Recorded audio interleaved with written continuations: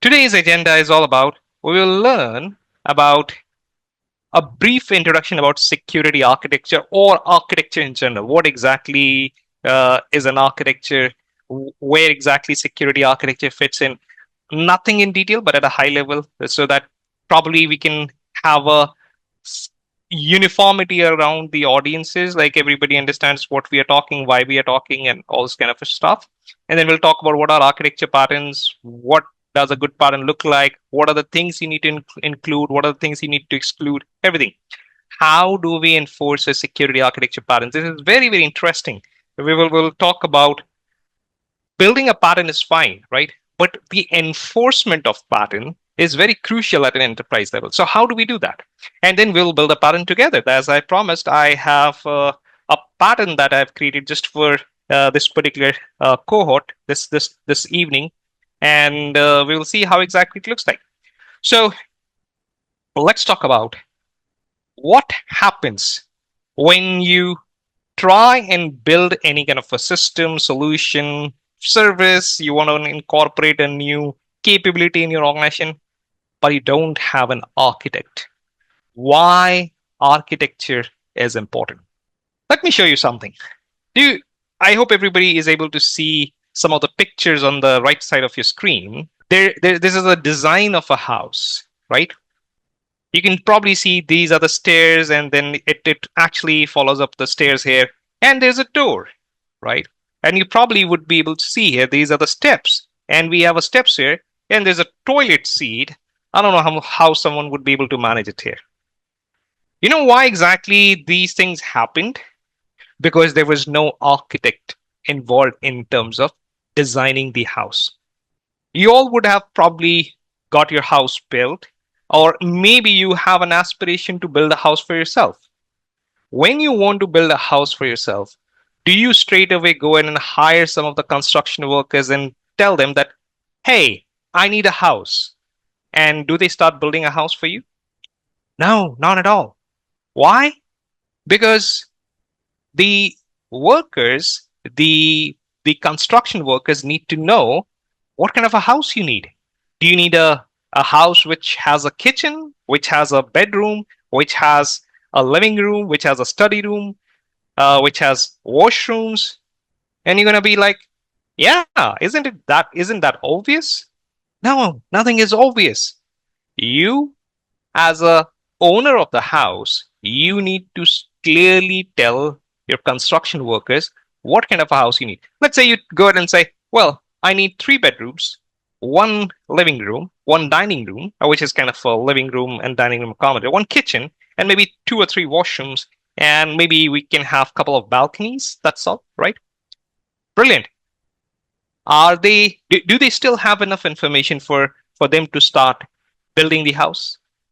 No, because there's uh, no layout, no plans, no dimensions, how big your room would be, how big your kitchens would be. Otherwise, what would happen? Someone's house is going to end up looking like this if we don't have a proper design. That is the reason design matters a lot. Without a proper design, nobody knows what we need to be, what we need to build, right? That is the reason whenever and you don't end up building your house every single day, do you? You don't. Everybody get their house built once in their life. Most of us, right? I can't talk about everyone else, but most of us have an aspiration, have an ambition to build a house once in a lifetime. So you do not want to have any mistakes. You do not want to have any sort of challenges around it, that you ask someone to build a house for you and you don't like it. Because that is the place you're most of the time you're going to spend, right? 2/3 of your life you're going to spend inside your house, right? That is the reason the design matters. Otherwise, what would happen? We all are going to end up something around a situation like these. That is the reason you need to have a good architect. A good architect, not only for constructing your house, a good architect, someone who is going to help in building your solutions. Either building a solution or buying a solution, you are trying to reuse any capabilities, doesn't matter. Architecture is one of the most important elements that every enterprise needed, right? Without an architect, an organization is going to end up having a solution that just looks like this. People are going to end up complaining. People are going to they would end up getting overwhelmed that they don't have anything what they look out for. And they end up having either excessive features, capabilities that they never wanted, or maybe they don't have anything. That is the reason an architect is very important. Why exactly architecture is important? Because it allows you to succeed. It helps you in getting where you want to be, right? Or it allows you to fail fast. The job of an architect is to make sure that you be there where you want to be, or you immediately figure it out. What are the challenges, roadblocks that we are facing, and how we can improvise? That's exactly what agile transformation is all about, right? Either you succeed or you fail fast, right? In architecture, there's a term what we call it as is and is to be. What it means, as is what exactly or where exactly you are, right? It's just think of it like your current state of your particular structure, right? And is to be is where you want to be. Think of it like as a target state. So you would have a current state, you would have a current based off your current scenario, current set of application solution capabilities, and you want to be here. You have a vision. You want to be there. You want to succeed. You need an architect to help you be there, right?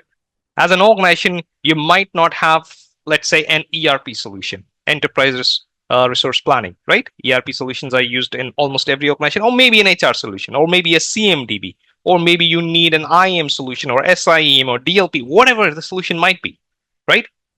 Currently, you might not have it, but as a part of a requirement, as a part of the business requirement, you might need that, right? So that is where the architect, what they do is they understand the business requirement. Based on the business requirement, they help in building the designs. Based on those architecture decisions, they help in incorporating or enabling the technologies.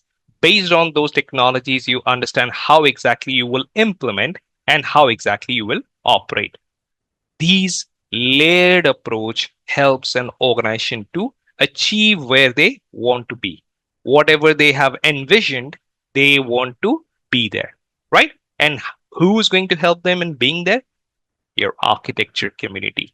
They are the one who are going to help you in being there, right? And architecture is very important because it reduces the complexity. A complex design is very poor design. We all might have learned about one thing in security. I'm assuming all of us have some of the bits of experiences in security, right? So there's one common statement that we all have learned, that anything that has a complexity that is difficult to protect. Easier the elements, easy to protect, right? In architecture, what we have a principle called as keep it simple, silly. What does it mean? Simpler the design, easier it is to protect, right? So an architecture helps you in reducing the complexity. There's a very important enterprise architecture principle that we have. That principle states, whenever you need a new solution, think or see or explore the opportunities. What if you already have that solution in your enterprise? Which means they emphasize on reusing the particular capability, existing capability. I need an ERP, I need a CMDB, I need an HRMS, I need some kind of a issue tracking, defect tracking, something like that. Do we have something that exists in my organization? Can that help me in solving that problem? If yes, I don't need to think about anything else. That particular technology capability I can actually reuse. If not reuse, the objective is we can either build or buy the solution, right? Buying the solution always takes precedence. Why? There's several benefits. Buying the solution reduces the time, time of the implementation, cost. It's a little bit expensive in the beginning, but in the longer run, buying the solution is easier because when you build the solution, you have an internal staff, but then you have to keep those internal staff just for maintenance, production release, production support, plenty of the things, right? Buying the solution in the longer run becomes quite reasonable. It's a better decision. If you can't buy it, then only think about building it. So when you have an architecture community or architecture as a function in your organization, it helps in reducing the complexity, saving the cost, time, and satisfying the customer need. I'm going back to that particular analogy of you building a house. When you don't have an architect, simply imagine you gave a requirement that you need a house, 3 bedroom, hall, kitchen, and everything, without any architectural description, blueprints, layout, dimensions. You would never be satisfied if your house turns out like this. Similarly, the business won't be satisfied in case if their application turns out something similar to this, right? That is the reason architecture is very important. It ensures the uniformity and consistency across enterprise. That's what an architect does. Architectures have their own principles, their own design principles, their patterns and everything, where any solution that is either being developed, bought, or being reused, it must be it must be in accordance to the organization's principles there, right? For example, I'm just going to give you a random example that let's say an enterprise have the configurations of that they must use the databases like SQL and Oracle only. As a random example, right? There's nothing wrong with any other databases, but let's say an organization only advocates that if anybody is going to use a database, that must be either SQL, that must be either Oracle. If someone is using a particular operating system, that must be either Windows or Linux, right? We don't recommend using Debian, Ubuntu, or anything else. Anything wrong with those OSs? Oh no, nothing wrong. It's just that has not been vetted from an enterprise architecture perspective. So what happens, every application that exists in the particular organization that people have built, they all have either SQL or Oracle as a database. They all have Windows or Linux as a platform. They all have specific app, let's say, programming language where it was used to build, right? For example, you only advocate, let's say, Python, Java, C++, .NET, and so on. You're not recommending people to use, let's say, your full stack development. I'm just randomly giving an example. So what happens, anyone using a solution, they are building a solution that deviates from the given principles, that automatically becomes a technical debt, right? A technical debt means anything that doesn't follow an architecture principles, right? So an architecture ensures that the entire capability, components, whatever the things that you're building, they all are uniform and consistent across enterprise. And the additional benefit you get, it provides that degree of confidence among the customers, your stakeholders, that particular solution was built according to the design principles, according to the engineering principles, and this has gone through various sort of assurance and governance requirement, right? That not only builds the quality system and software, that also ensures the security element were incorporated. It's resilient by design, right? Today, nowadays, enterprises have a huge drive and push towards incorporating or enabling resilience by design. That means they want to enable the capabilities where they simply, in case if something fails, any component is not up and running, they can immediately switch and move to something that provides a similar capability without having a trouble of rebuilding anything from the scratch. That kind of assurance that they're looking for. That is exactly why architecture is important. What happens when you hire a good architect? When you hire a good architect, you get something like this. Your dream house, isn't it, right? You not only have a wonderful architecture outside, you have wonderful entrance, your courtyard, your a garden, you have some of the parking lots, a nice, lovely car out there. But you also have a lovely interiors. Look at the living room. This is exactly what a dream home would look like. I mean, of course, it's subjective to people's preference, but there's nothing wrong with this entire living room. Why? Because this is what happens when you hire a good architect. And not only for the construction business or not only for the home requirement. This goes at very macro level when you want to have a new solution, when you want to have a new system, when you want to buy a new solution, when you want to build anything. That's exactly why an architect would be needed, right? So I always reiterate the same thing again and again. Where do you need architecture? Your architecture would be needed right from the beginning. So if I quickly write down one of the uh, high levels SDLC phases, so you have your requirement gathering, design, you have your development, you have your quality assurance or testing, or you have your uh, ops and maintenance, right? Where exactly you see your architect doing their job, it would be at your design phase, right? Because in case if you introduce architecture at the later phase, let's say, hey, I have deployment tomorrow. Can you see if my design looks okay? Does it really matter if the design looks okay or not okay? Because it's impossible to go back and change anything because you have a release next week, isn't it, right? That's where what happens, and I think I can speak for everyone.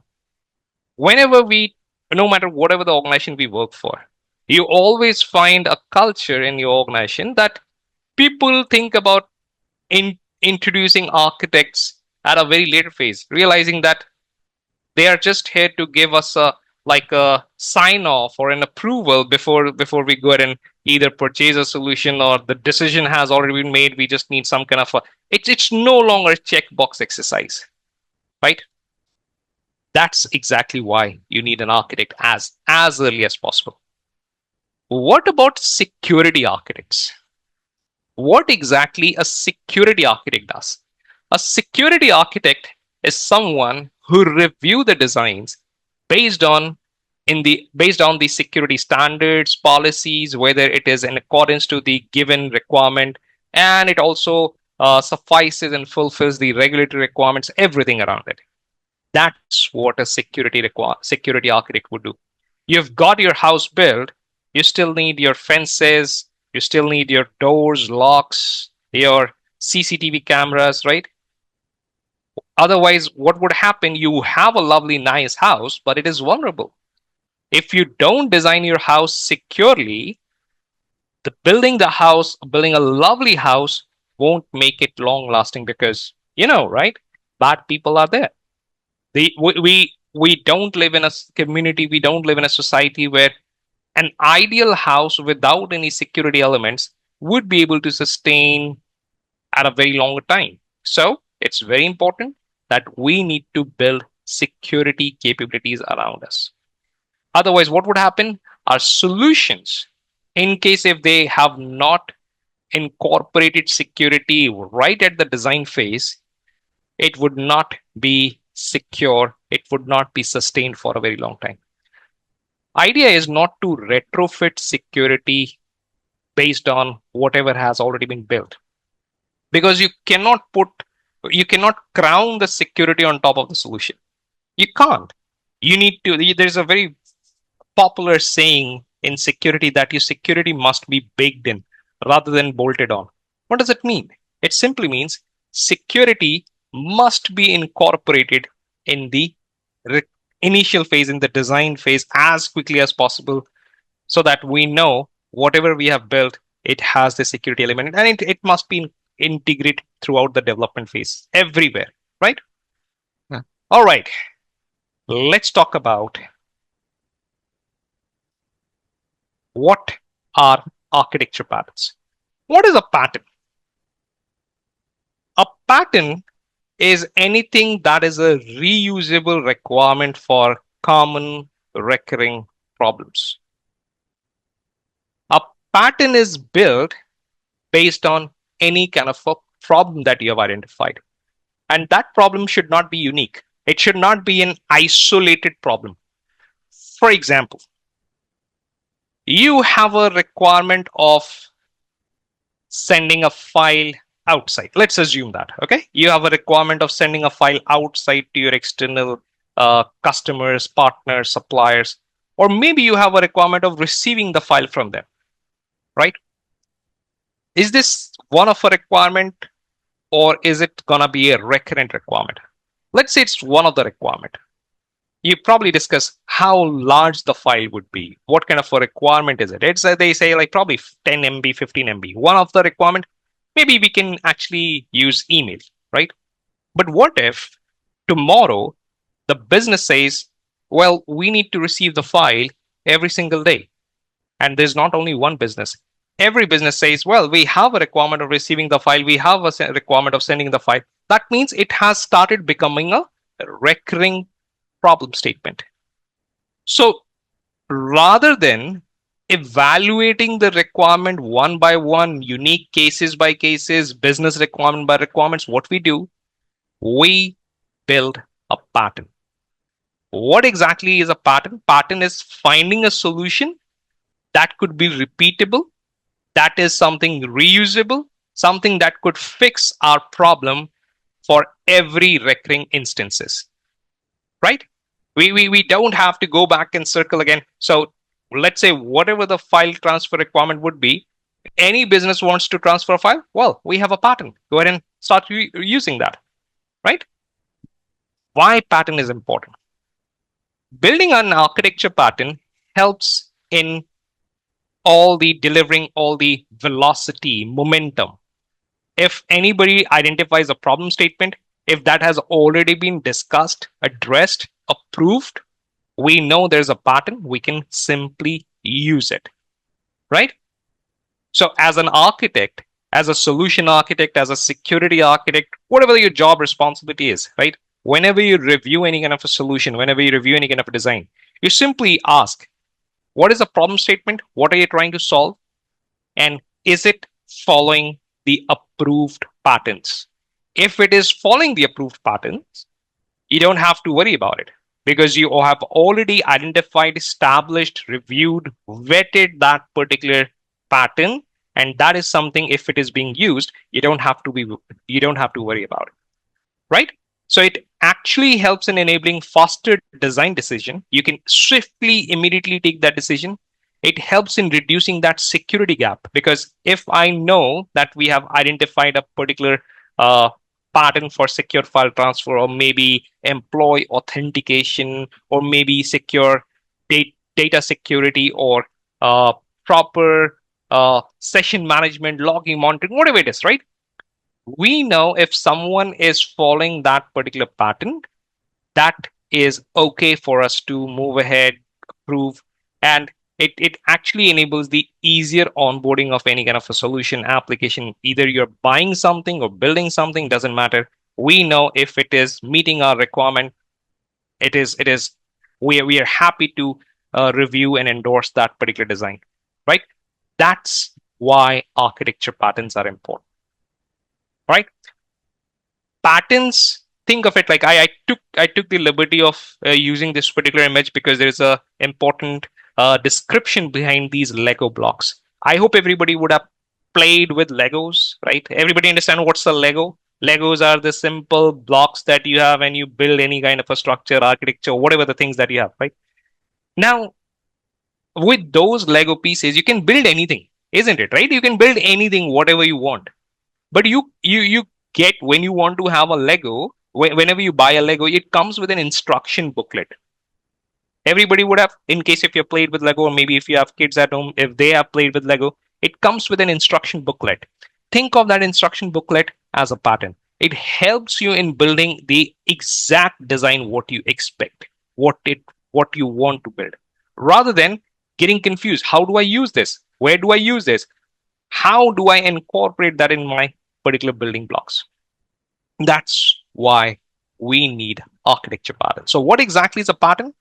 Pattern is not some kind of a rigid template, some kind of a specific use case that you have. It's something that provides the uniformity, consistency across every solution that we want to have. So a pattern is a reusable solution to a common recurring problem, right? In case if someone wants to have, let's say you have a specific file transfer pattern or maybe employee authentication pattern, you don't have to review them again and again. If you have an application that transmits the file, integrates with external systems, perform employee authentication, if you have the designated patterns, you can simply go ahead and review it and approve it. You don't ask them, how do you authenticate? Do you support SSO? No, because that particular solution, if they already follows your authentication pattern, you don't have to ask any further question. Simple, swift, easy requirements, right? That's what the architecture patterns are. All right. Now, what exactly a good pattern looks like? A pattern is not merely a design or a diagram. A lot of people often have that misconception that a pattern is something just a diagram or a design, something that we need to think about building the it's just a design if I'm going to make it, and it should be that's where our job is done. No, a pattern must have a defined problem statement. What are we trying to solve here, and why? In architecture, not even a single step we take until and unless we have a proper business use case. An architect is someone who works closely with the business. An architect is someone who understands the business context. If you don't understand a business context, you won't be able to deliver what exactly is needed for the vision and mission of the organization, right? You can spend decades in technology and security, and you can be really, really good at one, two, three, 10 different things. No doubt about it, right? You can simply excel all the things. You can be a good application security professional. You can perform pen testing. You can perform threat hunting, intelligence. You can simply set up VPN connection, site to site VPN, whatever you want to do it, right? But if you don't understand the business domain as why this is needed for the success of the organization, you won't be able to deliver the architecture piece of it. All right. As we're going to progress, I'm going to share some of the real world examples around it. Why exactly I'm emphasizing so much on the business requirement. One cannot be a good architect, right? Yeah, of course, anyone can simply get into a role of an architect and they can call themselves architect, but one cannot be a good architect if they don't understand their own business. So if you're working in a healthcare, you need to understand what exactly healthcare does, how exactly your organization earns money, what are the various regulatory requirements that you have to address. If you work in a bank, you need to understand how bank earns money. What are the you don't need to understand the technology stack. You don't need to know what are the various things. You just need to understand, have a 10,000, 20,000 feet view of how the operating model or a business model of a particular organization looks like. If you're working in a manufacturing company, think about how the organization makes money. If you're an investment company, think about how the company makes money. These things are very, very crucial for anyone to become an architect. And I'm telling you, because this is exactly what an organization looks for. If you want to apply for a role of an architect, senior architect, enterprise architect, principal architect, these are the very, very important things that anybody would look out for. All right. So what exactly a good pattern look like? A pattern must have a defined problem statement. If there is no problem statement, you don't need a pattern. If there is a specific problem statement that is one of our odd cases, you don't need a pattern. Think about solving that problem with one of the existing patterns, existing capabilities, existing solutions out there. Not everything deserves a pattern. Just because someone need a specific requirement, you don't need to start building a pattern. First of all, identify the problem statement. For example, need of sending files securely to external entities or consuming files from external entity, integrating external services, employee authentication, customer authentication, or maybe collaboration between your company and other companies. I take architecture classes as well. One of the case studies we discuss is how do we build collaboration between your company and let's say your customers or partners company, how exactly those sessions, those integrations would be needed. These are the problem statements that you need to identify, right? Once you have identified the problem statement, you need to understand when you can use this pattern. For example, I'm going to take a reference of need of a file transfer, right? When do you want to use it? Inbound, ingress connection, egress connection, what kind of a data you would be in, it would be involved, why exactly it is needed, when are the instances you would need it. Your pattern must describe this, right? Your pattern must describe this. It must have the components, right? What are the components you would need? Actors. Actors means users, like consumers, senders, receivers, your employees, your customers, partners, suppliers, vendors, anyone. These are the actors, right? External actors, internal actors. In architecture, we even have the color templates. Like, for example, any internal users or actors we define in green. That's a very common color combination, right? Any external actors we define when they're red, right?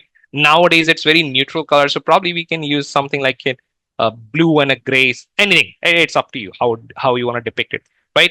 Clients, gateways, authentication, and all this kind of thing. These are the various components that we need to have it. Should contain security controls in case if you want to build any kind of a pattern that might require a security element, that should contain security control. For example, how do you plan to authenticate? How do you plan to authorize? How do you plan to encrypt? In case if you want to have some kind of isolation of the network segment, all those things need to be clearly depicted in the pattern. What are the trade-offs?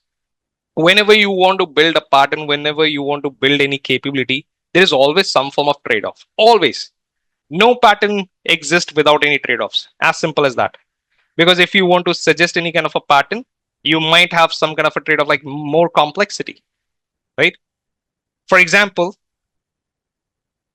in the case of file transfers, you are not integrating external entities to internal entities directly, right? For example, they cannot go ahead and access the file from this particular system. In case if they need to have a file from this particular location, they cannot simply go ahead and access it. That might look simple, right? But that's not secure. So what we plan to do is we plan to take this particular file, drop it into some kind of, let's say in DMZ in some of the location, right? That particular external system can pick it from here. Or maybe in case if they have to drop a file, they can drop it here and we will pick it from here, right? No direct interaction. It's a slightly complex, but it serves the purpose, right? And you might want to, in case any of the files that are being dropped here, you might want to scan for the presence of malware, data validation, all those kind of thing. That would degrade the performance. Any security control that you implement, that is always going to have a compromise on performance, always. And it's not only for malware scanning, it is for anything. DLP controls, VPN, MFA, you name any security control, there's always going to be some form of performance trade-offs. Operational overhead. Now you need to have the management of this particular staging server, whatever it is. It could be a file transfer server, it could be anything. You now have to take care of that particular server as well. That's an operational overhead. But these things are very important that you clearly depict. Not very widely included in the patterns, but nice to have if in case if you also want to have add another section of it. I mean, I didn't do it deliberately because they don't generally go really in the patterns, but you can also think about add another section of the how part. How part means how are you planning to implement it? The implementation. Implementation means you might need specific technology for that. For example, in case if you have an FTS, file transfer service, you can have an AWS FTS service, or maybe you can have some kind of IBM file transfer services. You can have some kind of a messaging queue, whatever it is needed, right? The technology aspect on how you can go ahead and start implementing these patterns, right? So these things are quite useful, important while you're building a pattern for yourself, right? Identify the use case and start developing the patterns around it. Something that can be repeatable, reusable to deliver this particular solution. All right. Now the pattern is developed, but how do we enforce that? How does the enforcement look like? Well, for the enforcement, we have various review forums. In an organization, you have pattern review boards. For example, in case you have developed a new pattern, you go in and get it reviewed through pattern review board. Generally, the enterprise architect, domain architects, uh, and of course, there is a domain architect means there is a particular architect for specific domain. For example, security, enterprise security architects represent this entire security community. Data architect would be there, network architect would be there. Everyone sits in that particular forum.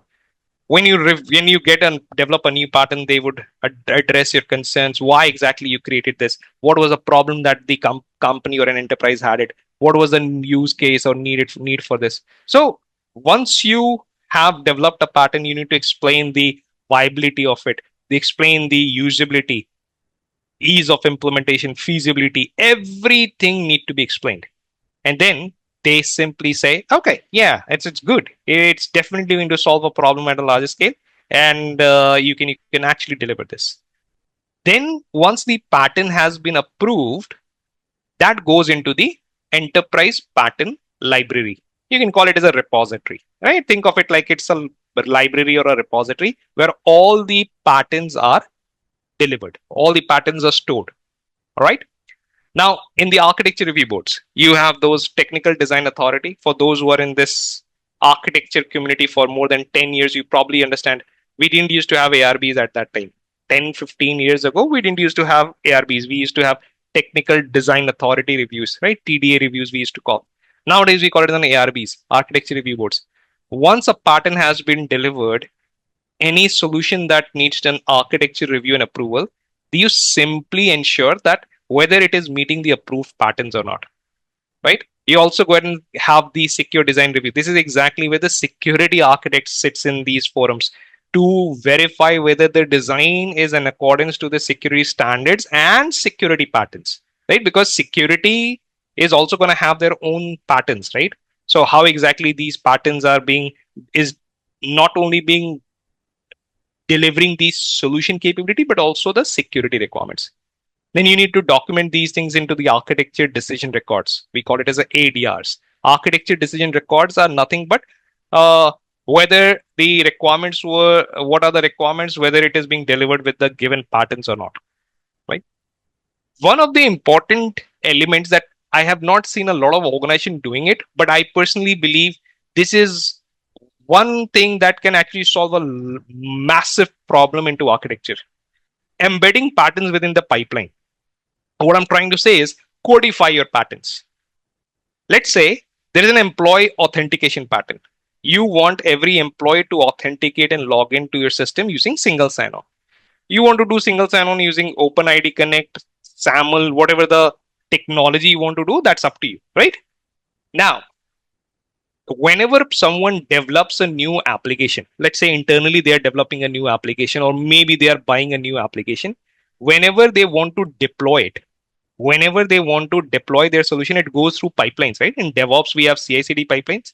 Within these CI/CD pipelines, you need to embed these patterns so that it does a quick check there, whether your particular solution meets the particular required pattern or not. Because whenever you want to deploy it, it checks the authentication configuration. Does it have SSO enabled or not? The moment it has it, you immediately have that validation.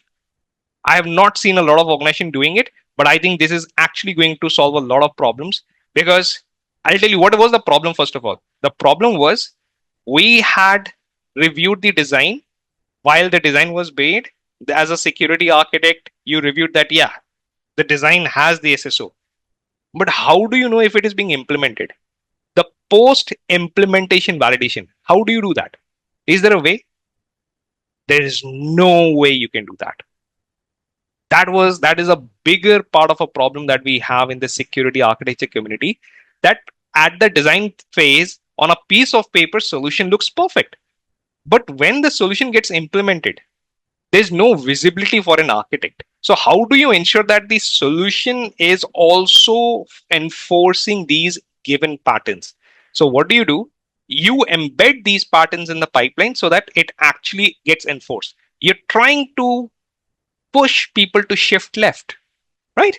That's where you're codifying these patterns into their pipeline so that whenever they push their application into production, whether it is meeting architecture patterns, single sign-on, encryption, data security, logging, monitoring, everything is being taken care of there. That's the ideal place we all want to be, right? Documentation is the key. If you're not documenting it, people will probably go back and question you that, hey, how can we know that if this is an approved pattern or not? And communication is the enabler. What does it mean? People would not know until you communicate, until you cascade that, right? It is very, very important that you inform people, make people aware that this is the pattern and this is exactly what we want to deliver. So this is a draw.io application. This is a wonderful element that we have for building designs and everything. I mean, I use it every day at my work, and I've the I've also written a book on security architecture. All the design you would see, it's actually I've drawn on this particular platform. It's free of cost.